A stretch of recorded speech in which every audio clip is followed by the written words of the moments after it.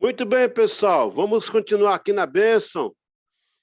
Aleluia. Eu me empolguei na última aula aí, porque quase comecei a pregar aí. Que o assunto é maravilhoso, né? Então vai tocando o coração da gente. A gente vai continuar, então, no mesmo tema aí. Agora vamos para a aula número 5 agora, né? Deixa eu buscar aqui para gente. A aula número 5. Vai ser isso aqui mesmo. Espera aí. Voltando aqui. Deixa eu abrir aqui pelo lado correto. Espera aí, deixa eu buscar aqui o template. Olha lá. Acho que é isso. Bom, vocês estão vendo aí? Levanta a mão para me saber que está vendo direitinho. Isso, amém. Obrigado, pessoal. Obrigado mesmo. Então, vamos continuar agora no desenvolvimento da teologia. Como é que ela se desenvolve? Qual é o processo de desenvolvimento da teologia? Nós estamos mergulhando dentro do assunto com muita propriedade. Creio que Deus vai continuar falando no seu coração. Bom, aí nós temos o primeiro slide aí. Na sua apostila aí o comecinho aí. A patrística. O que é a patrística? A patrística se refere aos pais da igreja, que é a primeira geração após os apóstolos. Jesus fundou a igreja, ele é o cabeça da igreja. Logo em seguida vieram os apóstolos, certo? Pedro, Tiago, João, até o apóstolo Paulo. Os apóstolos começaram a fazer essa parte fundamental da igreja. Depois que os apóstolos morrem, continua, então, o evangelho pelos discípulos, são chamados de patrísticos, ou patrólogos, que são os pais da igreja. São vários. Tem os pais pré-nicenos, os pais pós-nicenos, os pais gregos, os pais latinos, os pais romanos. São vários. Alguns nomes conhecidos como Tertuliano, Ambrósio, Clemente, Policarpio, são vários. Esse pessoal dá continuidade da teologia na igreja, que é a patrística, ok? Na revista do curso internacional de teologia, conta a seguinte declaração: o conteúdo do evangelho, no qual se apoiava a fé cristã nos primórdios do cristianismo, era um saber de salvação revelado e não sustentado por uma filosofia. Depois da era apostólica, inicia-se o período dos chamados de os pais da igreja, comumente conhecido como patrólogos ou patrísticos. Então, ponto aí. Até a chegada dos patrísticos, não é dos patrícios, não. Patrício é outra coisa. Dos patrísticos, né? Que são os pais da igreja. A ênfase de salvação era via um mover espiritual, algo sobrenatural, sem ter o sustento de uma filosofia. Mas a filosofia grega, ela começou a crescer muito e começou a querer incomodar o evangelho. Aí Deus levantou defensores da palavra para rebater e tirar a salvação das mãos da filosofia. Salvação é sobrenatural. É algo que não se explica. É o poder de Deus, pelo Espírito Santo, convertendo a sua alma quando você recebe Cristo como Salvador. Isso é uma coisa muito, muito sobrenatural. Não tem como revelar isso de forma filosófica.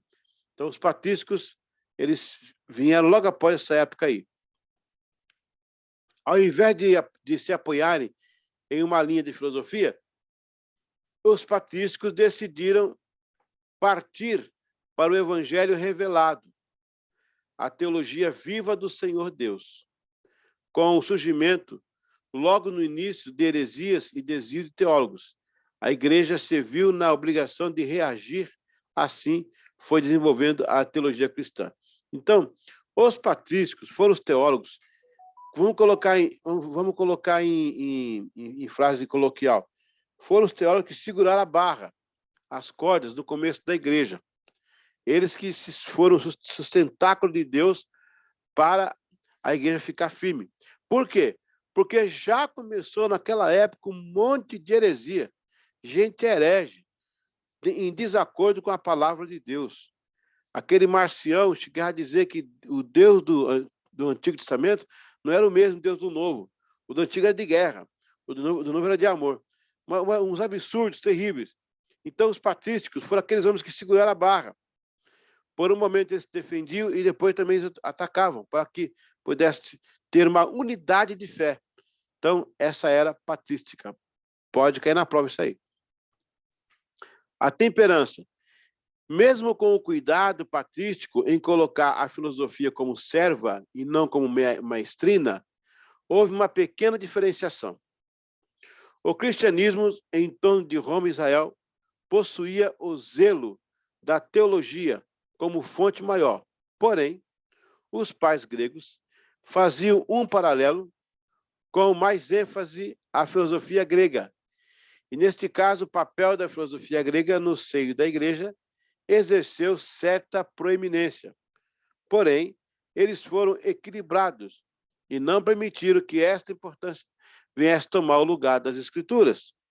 Então, já desde o começo, já foi uma luta para manter a unidade da fé. Então, eu quero que os irmãos entendam certa coisa aqui. Vamos entender aqui uma coisa interessante. Quando a igreja nasceu, tá? O pensamento grego estava dominando todo mundo. Por quê? Porque Alexandre o Grande, no 4º século de Cristo, tinha estabelecido a globalização, a ida e vinda de navios e comércio livre. É nessa época que o alfabeto fica mais conhecido por uma linguagem mais de comércio. Muito bem.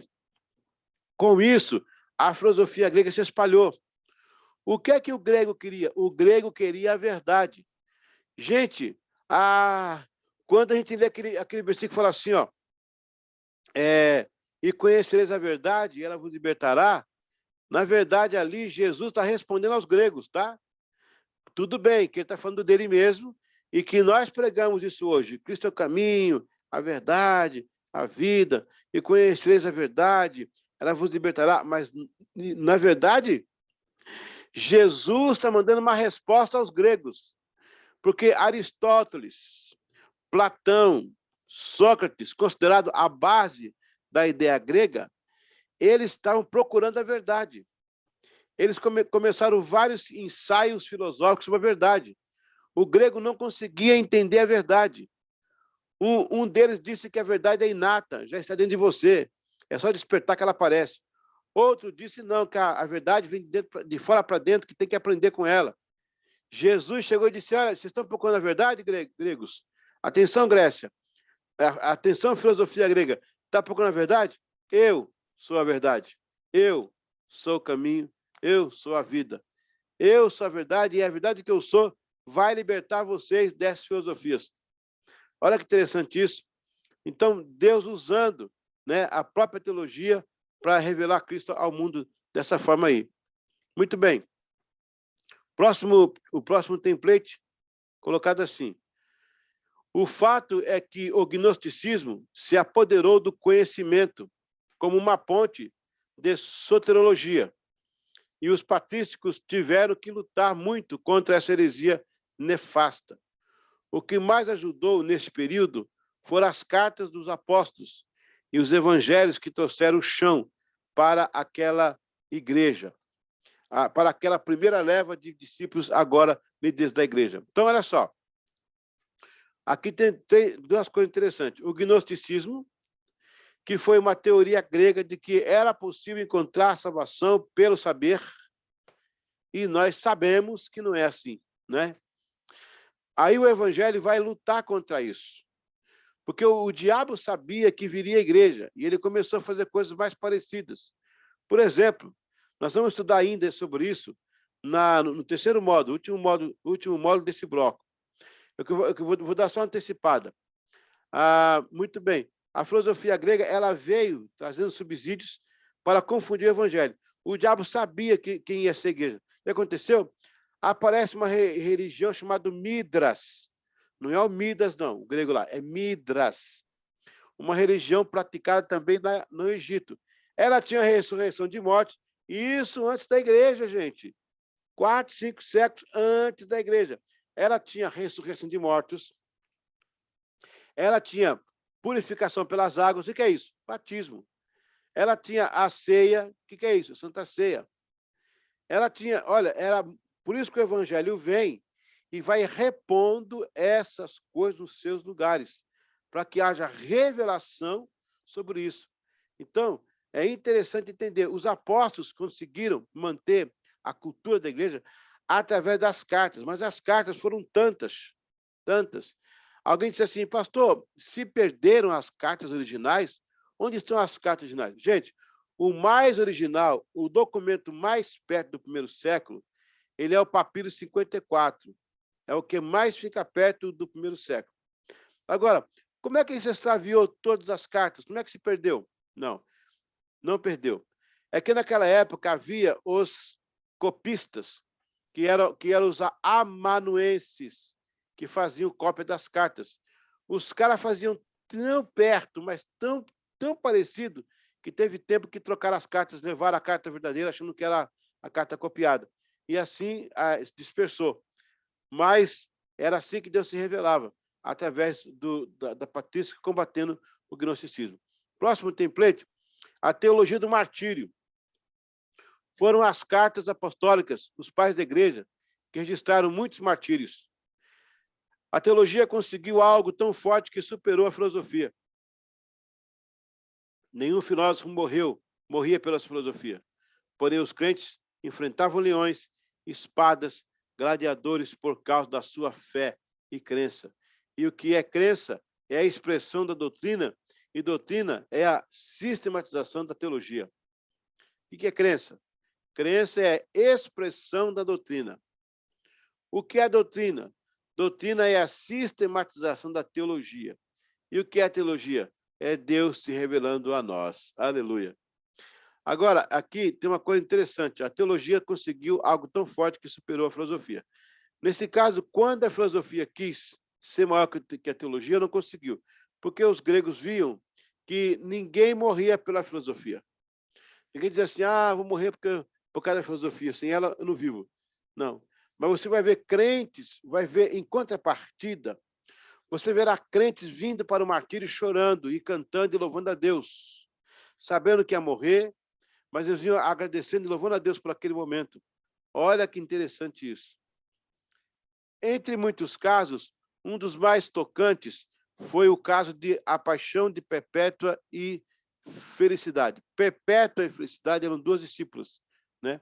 Um documento registrou esses martírios em 202, século III, na cidade de Cartago. A emocionante história do martírio de Policarpo e muitos outros trouxe à teologia uma vida que não se encontrava na filosofia, na paixão e na lealdade. Então, o que Deus coloca na teologia vai ser algo muito mais latente do que a filosofia. Teologia de Deus revelada é o poder de Deus em nossas vidas, coisa que nunca a filosofia vai conseguir. A filosofia, no mínimo, ela abre sua cabeça para alguns pensamentos, para algumas direções, mas ela não consegue ser o ponto de Deus para a salvação da humanidade. Então, a teologia é suprema, tá, gente? Se algum dia você encontrar algum estudante de faculdade famosa e ver que esse papinho besta para o teu lado aí, pode dizer em alto e bom som, a filosofia é serva da teologia. Porque filosofia é a revelação do coração dos homens. A teologia é a revelação da essência de Deus. Eita glória! Então, não tem que... Por isso que essas pessoas morriam por amor. Era isso que o romano olhava e o grego dizia assim, espera um pouquinho, o romano morre pela espada, o romano está conquistando com o território. Então, o grego pensava, não tem grego que morra pela filosofia. Mas os crentes morrem por Jesus. Mas os crentes morrem pela teologia. Que negócio é esse? Agora está explicado. Porque a teologia de Jesus, ela tem o poder do Espírito Santo. Filosofia não tem poder do Espírito Santo. Nenhum diploma de curso superior vai expulsar demônio. Nenhum diploma vai curar enfermos. Mas quem tem a revelação da teologia, consegue. Sofre até martírio, está vendo aí? Mas consegue. Próximo display. Teologia da defesa. Depois da primeira arte do século II, depois da primeira parte do século II, a teologia exerce uma posição mais determinante. Os cristãos afirmavam sua fé sob os auspícios da teologia, até porque o movimento gnóstico, que afirmava que se podia ser salvo desenvolvendo o conhecimento, estava em alta e nas ênfases do momento. Portanto, a teologia recebeu fortes golpes ao ponto de provar uma ação de confronto.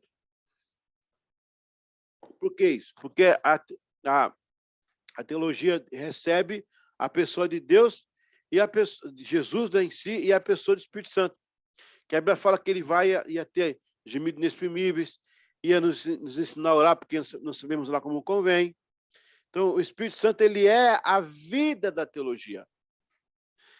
Se tirar o Espírito Santo da teologia, perdeu-se a vida. Pode parar, perdeu tudo. Mas quando o Espírito Santo está dentro do complexo orgânico da igreja, então a teologia faz sentido para ele. E aí pode virar uma defesa. Não para proteger a igreja, ela não precisa. Já tem Jesus que a protege. Teologia da defesa. Nesta época, destacaram-se Justino, o mártir. Seu ardor o levou à morte em 165. Houve até quem se cognominou como inimigo da filosofia, que foi caso de Tácito. Também Teófilo de Antioquia e muitos outros. Uma figura que aparece como gnóstico e era do seio da igreja foi o Marcião. Já falei sobre ele na outra aula.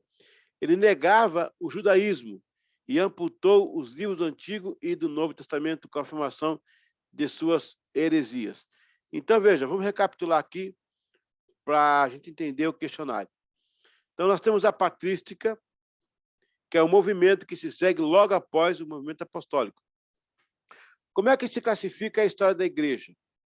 Ela começa com Jesus, o fundador, depois vem a era dos apóstolos, aí eles vão morrendo, né? Aí depois da era dos apóstolos vem a era patrística, que é essa que nós estamos comentando aqui agora. Depois da era patrística vem a era escriturística, quando os irmãos vão voltar-se para as palavras, a Bíblia, né? Vão rever alguns textos. Daí vai nascer o John Wesley, John Huss, o Wessel, o John Wakefield, Valdenses, porque examinaram a Bíblia e viram que tinha coisa errada, não é? Então tem, período apostólico, período patrístico, período escriturístico, aí vem o período do avivamento, século XVIII, século XIX, a Rua Azusa, a Rua Desgate, a glória de Deus, né, nos avivamentos. Tudo isso vem nessa era avivalista, né? Avivamentos como o de John Wesley na Inglaterra, a Robert Evans em Gales, que foi bem depois, bem posterior, né? O caso do Charles Spurgeon, o Dwight Lyman Moody, o Charles Finney. Esses homens a terra não merecia. Esse pessoal orava e Deus tremia o ambiente, coisa fantástica, né? Então tá aí, os pais da igreja. Vamos aqui, continuando aqui agora, a temperança, né? Então, os patrísticos fizeram o possível para não deixar a filosofia sucumbir à teologia, mas a teologia está sobre a filosofia, e a filosofia como sendo uma empregada, uma subordinada à teologia. Aí falamos sobre a teologia do martírio, onde as cartas apostólicas, né, elas revelavam muitas coisas, não só os versículos bíblicos, mas relatavam também como a igreja sofria em toda a menor, naquele começo de igreja, né? E aí nós temos a teologia da defesa, que é a partir do segundo século. Olha que interessante. 2 séculos de Cristo, houve a compilação da Torá em forma de Bíblia grega, para a gente ter acesso, né? Então, ali já se formava essa base para chegar nesse todo. Mas aí, quando vem os patrísticos, né? E a filosofia está muito forte, eles fazem o quê? Eles têm uma defesa, porque a própria filosofia vai criar barreiras contra o cristianismo. Só que esses homens estudaram a filosofia e com a teologia, ou seja, a revelação de Deus, eles partem para cima desses gnósticos aí, né? E acaba segurando, porque Se nós estamos aqui hoje nessa aula e vocês sentados ouvindo, é porque alguém lá atrás lutou por nós. Senão, nós estaremos aqui vivendo uma inverdade, uma mentira. Mas a verdade chegou até nós pela defesa da teologia, né? E aí nós temos alguns exemplos, como o do Justino Martin, né? Que foi um que escreveu contra, que combateu, que confrontou a maioria desses hereges, né? E a igreja conseguiu romper. Então, é basicamente aí essa a lição. E nós vamos agora responder o nosso questionário, que está muito fácil. A aula está na cabeça ainda, está quentinha, e você vai conseguir tirar isso aqui de letra. Daqui a pouco a gente faz essa prova, a gente volta para terminar o assunto, tá bom? Prova 4, questão 1. O que foi a patrística? Por isso que é bom você prestar atenção na aula, porque logo em seguida vai ter, né, o nosso questionário. O que foi a patrística? Esse nome, o que é? A. Foi a primeira geração de discípulos após apóstolos. B. Foi uma associação grego-judaica. C. Nome de uma escola teológica. A patrística. A. Foi a primeira geração de discípulos após apóstolos. B. Foi uma associação greco-judaica. E C. Nome de uma escola teológica. O que você acha que é a patrística? Eu ensinei lá no começo, né? É só você anotar o que você acha que é. Pergunta número 2. A filosofia grega serviu à teologia, mas também trouxe obstáculos. Qual foi um deles? A. Mitologia grega. B. A Odisseia. C. Gnosticismo. Está bem claro isso aí. A filosofia grega, que serviu à teologia, mas também trouxe obstáculos. Qual foi um deles, né? Aí está aí, você pode escolher se é 2A, mitologia grega, se é 2B, a Odisseia, se é 2C, é o gnosticismo. Ok? Muito bem. Vamos para a terceira pergunta. Na teologia do martírio, aconteceu um episódio que ficou conhecido. Qual foi? Eu falei agora há pouco. A. O martírio de João apóstolo. B. A execução de paixão e perpétua. A execução de paixão de perpétua e felicidade. C. A decapitação de Paulo. A decapitação de Paulo. Então, na teologia do martírio, aconteceu um episódio. Que ficou conhecido como, né? Qual? O martírio de João Apóstolo, coloca um A. A execução de paixão de perpétua e felicidade, coloca aí um B, no caso 3B. E 3, ou se você achar que é C, Paulo foi decapitado. Então, está muito fácil essa pergunta aí. Número 4. Marque os 3 primeiros defensores da teologia na igreja. Marque os 3 primeiros defensores da teologia na igreja. E eu falei sobre eles hoje. Midas, Regis, Tenos. Se você acha que é esse, coloca 4A. Ou então, Justino, Tácito e Teófilo. Se você já acha que são esses aí, coloca então 4B. Aí, então, tem Mileto, Sóstenes, Presto. Mileto, Sóstenes, Presto. Se você acha que é a letra C, marque do seu ladinho aí, ó. A é 4C. Ou 4B ou 4D, depende do que você achar que foi. Ok? Muito bem. Vamos dar um tempinho aí para... Glória a Deus. Deixa eu tomar aqui uma água rapidinho. Deixa eu voltar aqui. Glória a Deus. Muito bem.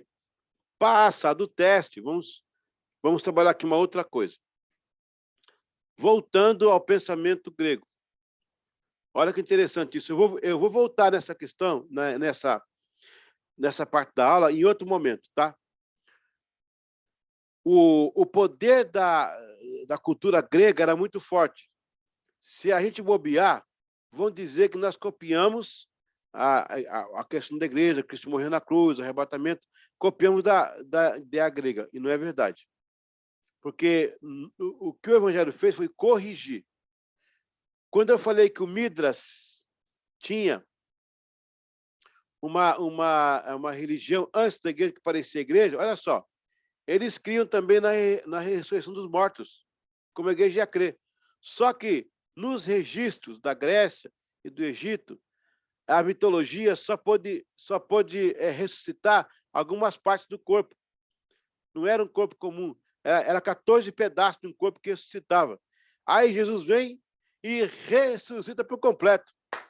Fechou. Eu quero que você entenda uma coisa. Quando você lê na Bíblia assim, ó, e Cristo veio desfazer as obras do diabo, quando fala isso, Cristo veio desfazer as obras do diabo, parece-me que Jesus ele veio com uma agendinha, né, aqui na Terra, só pontuar os locais que ele ia. Olha só, quando ele chega em Betesda, por exemplo, o tanque de Betesda, eu já estive lá algumas vezes no tanque de Betesda. O tanque de Betesda, aquele trecho que diz assim, ó, e o anjo do Senhor descia de ano em ano para agitar as águas, esse pedaço é apócrifo.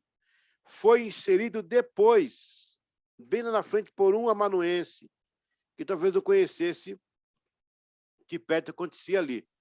Jesus vai ali, gente, por quê? Porque há um registro histórico que naquele lugar havia uma cura, uma coisa acontecia na água, a pessoa era curada. Sabe o que era isso? Eu vou dizer sem medo de errar.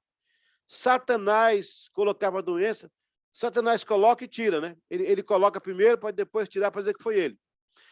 Havia um deus grego que curava as pessoas. Claro que não é deus grego, era um demônio. E as pessoas iam para ali para ser curadas.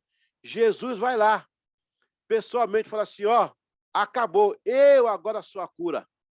Aqui era uma vez por ano, eu faço todo dia. Aqui só vim aqui agitar as águas, eu curo em todo lugar. Então, Jesus vai em Betesda para desfazer a legalidade daquele demônio que curava ali. E se você for a Israel, você vai ver lá em Betesda o sinal grego desse Deus grego lá, o Deus grego que curava. Jesus vai lá e desfaz. Por isso que ele foi a Betesda. Ali naquela região de Betesda, segundo a tradição, Jesus morava na rua de cima. Então era muito conhecido. Por que ele foi em Betesda? Quem escolheu Betesda? Porque, pela teologia, ele foi destruir as obras do diabo. Eu vou dar para você um outro exemplo. Eu estava lá na Galileia e levei o pessoal, depois do passeio do barco, a gente pega um barco, nós vamos para o meio do mar. Aí desliga o motor e fazemos um culto no meio do mar. E cantamos, ó mestre, o mar se revolta, as ondas nos dão pavor. Lá em Tiberíades, lá no mar da Galileia. Então, quando acabou o culto, voltando para a praia, eu deixei os irmãos para fazer compra, souvenir, fazer um lanche, e eu me sentei embaixo de uma figueira. Fiquei embaixo de uma figueira, olhei a figueira e me perguntei, olha, escuta essa aí, isso é teologia pura. Me perguntei, por que Jesus amaldiçoou a coitadinha da figueira? Não nascerá mais fruto, ela morreu, secou. Por que Jesus vai me passando? Naquela época tinha tâmara, romã, laranja, muita coisa que tem hoje naquela época. Aliás, que tempo que tinha naquela época, né? Jesus olha para a figueira, escolhe a figueira, amaldiçoa a bichinha e ela ainda pega e ela morre. Enquanto eu olhava aquilo lá, me veio no coração uma revelação. E isso eu não li em livro não, tá? Isso eu não vi ninguém pregar não, isso é coisa que Deus me deu. Quando eu olhei para aquela figueira, sabe o que o Senhor me falou? Meu filho, assim que Adão pecou, eita, olha o mistério aí, ó. Assim que Adão pecou, a primeira coisa que foi feita foram folhas de figueira para tampar a nudez do pecado. Jesus chegando ali com a sua agendinha de desfazer as obras do diabo, ele chegou e disse assim, é o seguinte, em outras palavras, até aqui foi você, agora eu assumo daqui para frente. Você, figueira, você só escondeu a nudez do corpo, eu vou tirar a nudez do pecado. Você termina aqui, eu sou a videira verdadeira. Você foi só uma figueira que meu pai usou naquele dia para tampar o pecado. Eu vim trazer a salvação, desnudar o pecado, revelar o pecado. Você termina, você morre aqui e eu continuo agora daqui para frente. Tá pegando, gente? Que coisa linda isso aí. Alguém pensou nisso? Olha que revelação na palavra. Porque Jesus podia ter implicado com uma outra planta, com outra árvore. Por que figueira? Porque foi a figueira que cobriu Adão logo no início. E Jesus agora vem dizer assim: eu sou maior do que a figueira. Eu vim cobrir todo o pecado. Eu sou a videira, a árvore de Deus, a videira verdadeira. Glória a Deus. Então, você vai vendo que o andar de Jesus era sempre pontual. Parece que tinha uma agenda. Agora você entende uma coisa. Curar os enfermos, expulsar os demônios, levantar os mortos, dar visão aos cegos, era gorjeta, era um bônus, era uma lambuja. Jesus veio desfazer as obras do diabo. Enquanto isso, ele curava a sua volta. Enquanto isso, ele fazia a cura. Eu vou dar o último ponto para nós ir para o intervalo, que já foi embora 30 minutos de novo. Olha como está passando rápido. Eu vou dar agora outro ponto nessa teologia, para a gente entender por que Deus se revela pela teologia. Quando Jesus escolheu o cenáculo para fazer a Santa Ceia, ele já sabia. Em 1555, depois de Cristo, as escavações descobriram que ali era o túmulo do rei Davi. O rei Davi foi enterrado embaixo do cenáculo, onde aconteceu a última ceia. Aí eu pergunto, senhoras e senhores, por que Jesus escolheu o cenáculo? Ele poderia escolher fazer a Santa Ceia lá no Getsemane, ele gostava muito de lá, porque era uma família amiga dele. Ele poderia ter feito a Santa Ceia lá em Betânia, era mais cômodo, Lázaro era rico, esse Lázaro de Betânia, não aquele da parábola, né? Esse de Betânia, Lázaro rico. Ele podia alugar as maiores casas e fazer uma Santa Ceia. Por que Jesus me escolhe lá no cenáculo para fazer a Santa Ceia e o mesmo local onde desceu o Espírito Santo sobre a igreja? Por quê? Está aí sentado? Jesus sabia que ali era o túmulo do rei Davi. Ninguém sabia. Venha descobrir depois. Era o seguinte, era o reino, era Deus selando a palavra de reino. Ele escolheu o cenáculo porque embaixo estava o túmulo do rei Davi, o rei da terra. Ele agora era semente de Davi, o rei eterno. Eita, aleluia! Jesus confirmou em cima do túmulo a ressurreição dos mortos. Ali está o Davi vivo, aí é morto, em cima o Davi vivo. Embaixo o Davi de Israel, em cima o Davi de Deus. Embaixo o reino terreno, em cima o reino eterno. Oh, glória a Deus! Ele sabia do que estava fazendo. Aí, outra coisa, a igreja vai lá e recebe o Espírito Santo. Por quê? Quando Deus criou Adão, soprou sobre ele o fôlego da vida. Ele inalou e saiu vivo. É o caso de Eva. A igreja nasceu lá no Calvário, quando Cristo estendeu a mão e a lança entrou no seu lado e saiu sangue, saiu água. Ali nascia a igreja. E no Pentecoste, ela recebeu o fôlego. Ali onde é o cenáculo. Por que a igreja nasceu no sacrifício da cruz da lança? Porque a Bíblia diz em Coríntios 16 que Jesus é o último Adão. No primeiro Adão, a Eva foi feita da sua costela. Deus abriu o lado de Adão, tirou a costela e fez a mulher, fez Eva. Na cruz, nascia a igreja do lado do último Adão. Eita glória! Com aquela lança. Os dois Adão, o Adão e o segundo Adão, o primeiro e o último, os dois tiveram um corte. De um nasce Eva, do outro nasce a igreja. E outra coisa, no primeiro Adão, o Eterno fez a cisão no humano para trazer a humana. No segundo, o humano fez a cisão no Eterno para trazer a eterna, a igreja. E lá no cenáculo, a igreja recebe o fôlego do Espírito Santo, o fôlego de vida, e está aí até hoje. Chegou até São Sebastião do Paraíso, está aí a igreja de Jesus Cristo. Glória a Deus. É isso que a teologia revela para nós nesses dias de hoje. E essa mensagem tem que ser pregada. Está recebendo aí, glória a Deus? Amém? Eita, amém. Está recebendo aí, glória a Deus. Aleluia. Muito bom. Nós já fizemos, já foi embora mais 40 minutos aí, Nós já fizemos, então, a aula número 5. A gente fizemos já um questionário eu terminei dando essa pincelada na matéria. Nós vamos agora para mais um intervalo. A gente volta para a última aula, para você chegar em casa mais cedo e jantar, né? Aquele jantar maravilhoso. Oh, glória a Deus. Amém, pessoal? Então, Wesley, alguma observação aí? Tudo certinho? Glória a Deus. Alguém tem alguma pergunta? Não sei se alguém tiver alguma pergunta, o Wesley pode me passar aqui depois e eu passo a resposta para vocês aí. Ou alguma observação? Tudo certo aí? Amém.